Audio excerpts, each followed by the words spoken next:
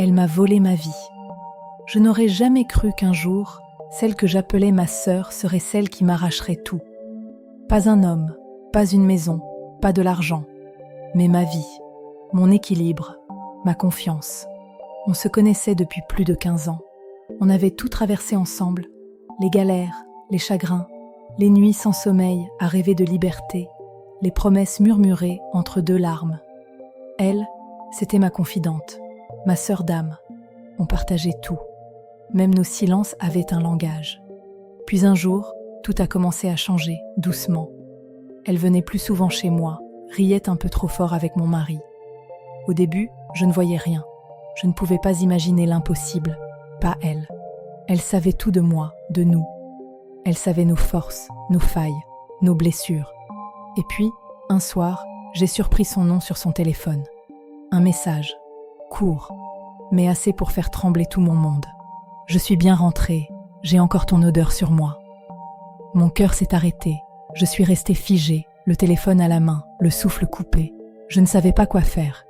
Hurler, pleurer ou rire nerveusement de ma propre naïveté? J'ai préféré le silence, le genre de silence qui brûle plus fort qu'un cri. Les jours ont passé.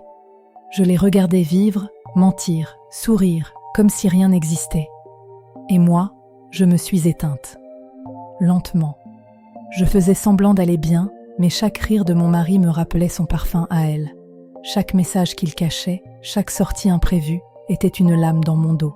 Un soir, je lui ai tout dit. À elle, pas à lui. Je l'ai regardée dans les yeux et j'ai demandé « Pourquoi ?» Elle n'a pas pleuré, elle n'a pas fui. Elle a juste baissé les yeux et dit « Parce qu'il m'a donné ce que toi tu ne voyais plus. » À ce moment-là, j'ai compris. Ce n'était pas de l'amour. C'était de la vengeance déguisée en passion. Elle n'enviait pas mon mari. Elle enviait ma paix, ma maison, ma stabilité. Elle voulait vivre ma vie, pas la sienne.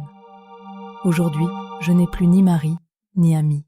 Mais j'ai retrouvé quelque chose qu'aucune trahison ne peut voler. Ma dignité.